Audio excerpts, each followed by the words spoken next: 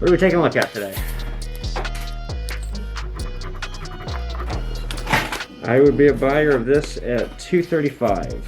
Okay. This ring did not pass my acid test. Which means? It's not real gold. Really? Yeah. Interesting. Are you interested in diamonds still? Or Yeah. Okay. Yeah, of course. About a half a carat. It's gonna be 200. I'm sorry, I can't hear you. I What? must have one more place. And Okay, then, yeah. Should I call from? You can just come on back. We're here till 5. Okay, thank you. Good Lord.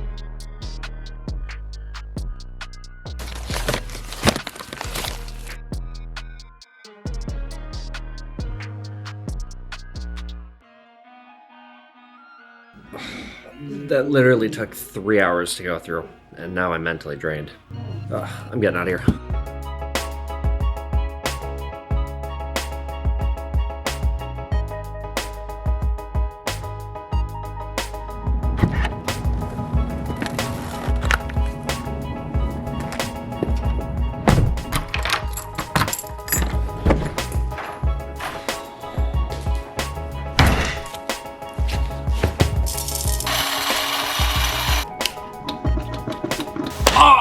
Finally home. And my God, what a long day it was today. I mean, it was Black Friday, but it's also a pandemic. Hey, what's going on, you guys? Welcome to episode 3 of Between the Pawn. I'm Evan Kale. I work in the gold and silver business. If you're clicking on this and you're like, what the fuck is this? If you haven't seen my reality show, go check it out. But the thing is, I don't have time to make an episode every single week. So for the weeks where I'm not giving you episodes of the show, I'll either be giving you some other content on my channel, or I will be giving you these Between the Pawn episodes where I just catch you up on how my week has been going and kind of keep you up to date on my life in the gold and silver business. So how's the week been?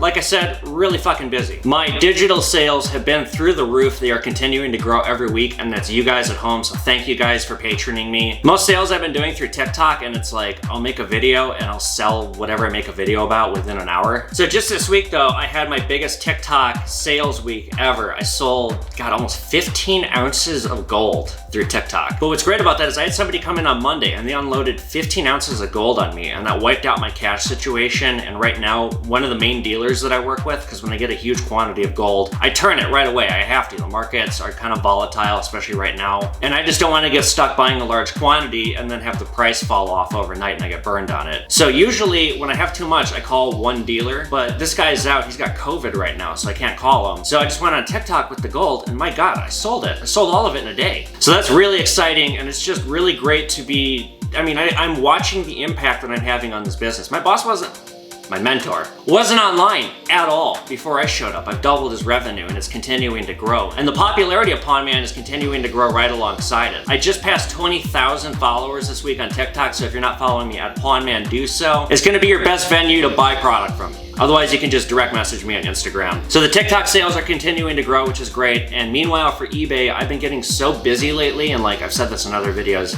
I've got so many items for sale that as one person, I couldn't really handle anymore. So I hired somebody new, and it is, oh my God, it is such a weight off my shoulders having help now. Cause like for a while, I was like kinda everything in the business. I was doing all the in-person sales and doing all the digital stuff and kind of feeling like I wanted to tear my hair out. And just having a new person in the shop is great. I mean, not only is she helping a ton, it's somebody I used to work with in a restaurant, and like she's not doing well right now because of, you know, what's going on. She got laid off from a restaurant job and came over here one night and was talking to me. I'm thinking like, why didn't I think of you before? You're actually perfect. She's got street smarts. She's witty. She's the kind of person where I don't think anybody could pull off stealing anything in front of her. I think she'd probably catch it, and I know I can trust her. So I'm really excited about having help in the shop. You'll probably never see her on camera because the whole point of my show is it's just me. You don't see the customers. Hairball. You okay, kitty? Yes! She's okay. I think. I hope. God, imagine if my gag reflex was that bad. I would not be as popular with the boys. Never mind. What was I saying? Right, you probably won't ever see her, or the boss, or anyone else who works there. You'll probably only see me for the life of the show. That's just kind of, maybe if a network took over, I would expand who's all on camera. But for right now, it's just gonna be me. So as far as the week itself went, I mean, we had a lot of gold that came in.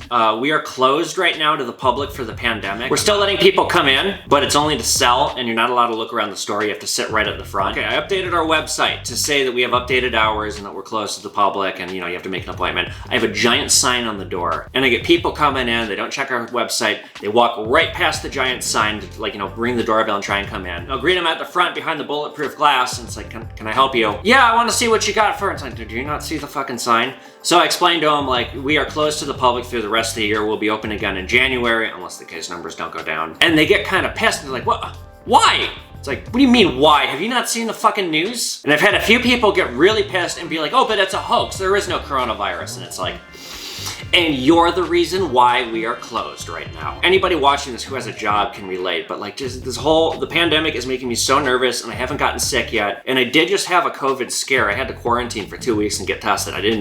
Thankfully I didn't get it, but I don't want to get it. And it's like a lot of these people that I deal with, they think it's a hoax, or they do the chin diaper where it's like the mask is down here. I had to make a special sign. I got so many fucking signs in the front. It's probably why people didn't see the appointment only sign, because I have so many signs. But I had to make a special sign that said, please cover your nose and don't lower your mask. Oh, and then the other thing that happened, I had some Karen. She called yesterday and she was talking to the owner, and the owner can be a little pokey. Like if a robocall calls, he doesn't hang up. He talks to the robot for a minute. It's like, no, just fucking hang up. Like if a telemarketer calls, he'll like talk to the telemarketer, and I'm just like, no soliciting, and then I just like angrily hang up. But some fucking difficult woman called, and he explained that we were appointment only. I don't know what she was saying, but I could tell she's trying to fight him on it. And it's like, who does that? Somebody tells you the business's policy. All you say is okay. You don't try to extrapolate further. So I'm overhearing my boss on the phone with this one for like 10 minutes. And he's like, Evan, can you talk to her? And like, he puts her on hold, and I answer the phone.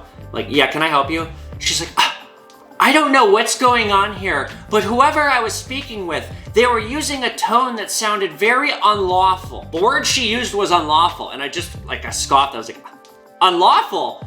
Yeah, lady, you have a hell of an imagination. And then I just hung up on her. She called back 4 times. I'm sure she's gonna write a bad review on Yelp. I hope she doesn't write that we threw out her disabled kid, because then I'm gonna have to summon a torch-wielding angry mob on TikTok, and that was a lot of work. One of those per year. All right, I got 2 viewer questions that I'm gonna answer, and then I have some announcements. My first question is from one of my martial arts friends who I haven't seen in a while, because this isn't the time to do martial arts. My friend Ian asked me this question about the legend of Pawn Man and how I got into the gold and silver business and how this Pawn Man thing came about. So without telling a 30-minute origin story, I was working at a restaurant. I spent my entire 20s chasing my writing dream. It started out as screenwriting, and then it went to books. I was about to turn 30, and the whole starving artist thing was losing its cute factor, and it's like, my God, I don't have a career. I don't have shit for savings. I have tried to get a real job. It hasn't really worked so well. It was kind of starting to seem like all doors were closing on me, and I was watching my friends getting married and buying houses and like making something of their lives, and I was working in a restaurant and spending my nights smoking pot, writing books, and not selling them. I also did not like being a waiter. I liked having a job where I could just take my brain out and,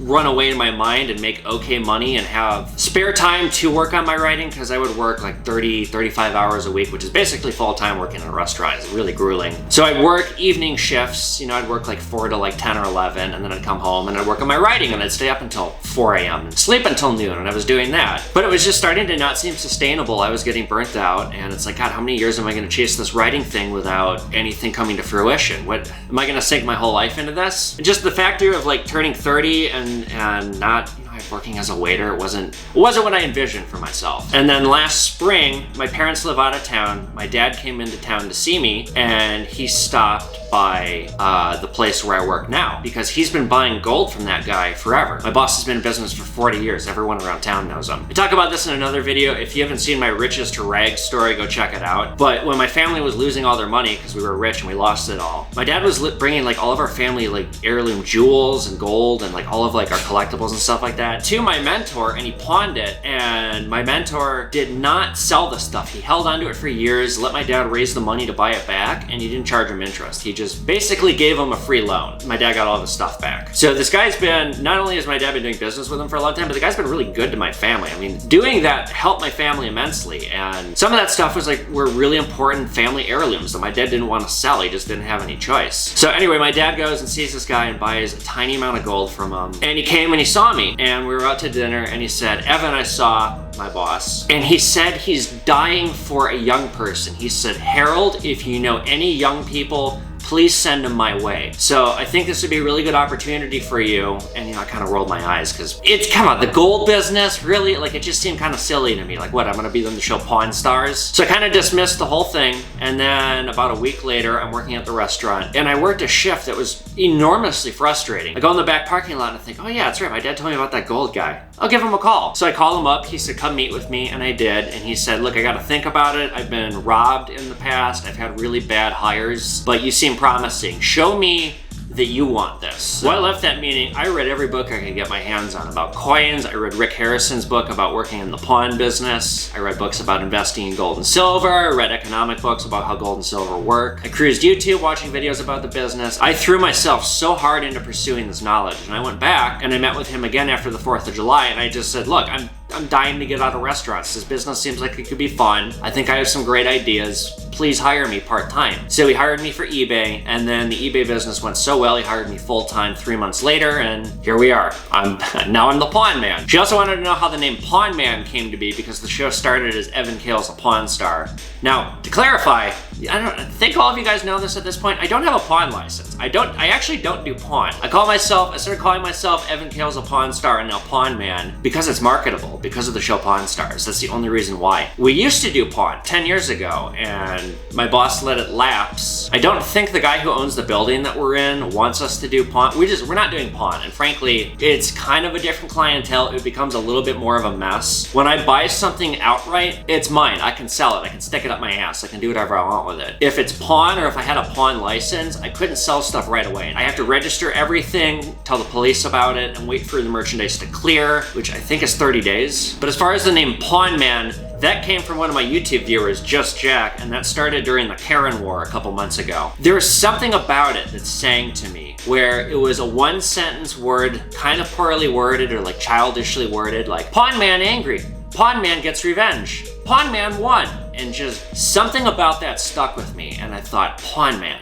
I really, really like that. I don't want to get sued by Pawn Stars. So I just grabbed this name, Pawn Man. I've been running with it full steam ahead. I got a trademark this week. I really love it. I really, truly love it. And I guess while I'm on the subject, this logo, my friend David designed. I didn't ask him if I could use the logo for YouTube. I don't think he cares. Hi, David. I hope he doesn't care. I asked him to do a design for the merchandise, and then I was like, I liked the design so much, I was like, fuck, I'm gonna use this on YouTube too. What was I talking about again? Oh yeah, I was just getting ready to close, because at this point I'm kind of babbling. Actually, no, I wasn't. I was gonna answer one more question. What dictates the price fluctuation of gold? This is another YouTube comment I got on the most recent Pawn Man episode. There are all kinds of factors at play. You can't possibly predict it. Everything from supply and demand, to economic announcements, to inverse reactions. Generally, when the stock market is hot or having a hot day, the metal markets are down, and vice versa. That's not always true, but that's usually true. Gold and silver are some of the oldest forms of money. As fiat currencies weaken or strengthen, the price of gold and silver fluctuates accordingly. Like I said, same thing with the stock market. Same thing even with cryptocurrency. There are a lot of factors at play at any given time that dictate the prices of gold and silver. Silver, I would argue, is being artificially manipulated by global banks. I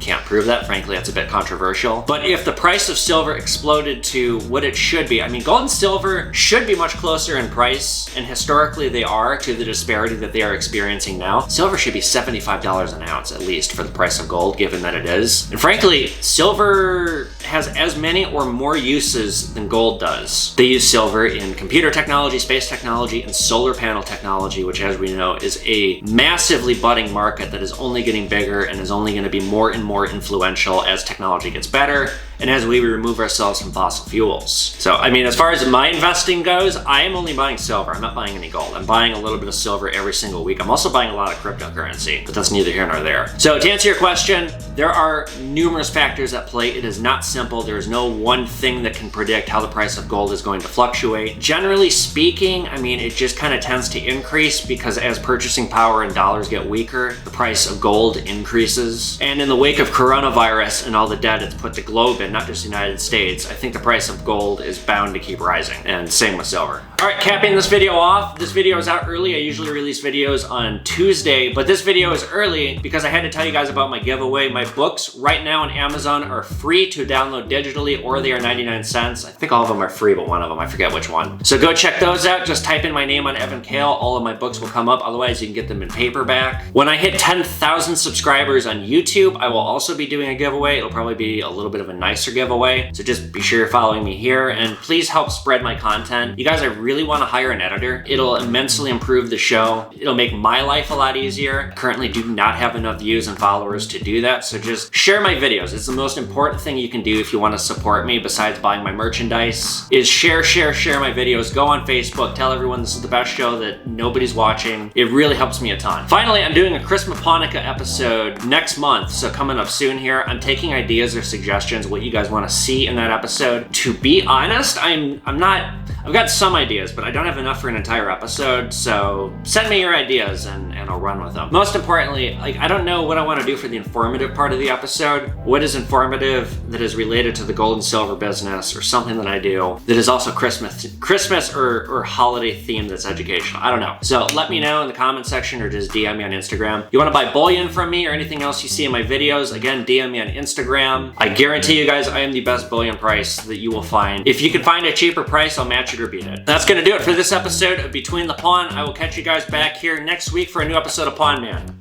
Take it easy, guys.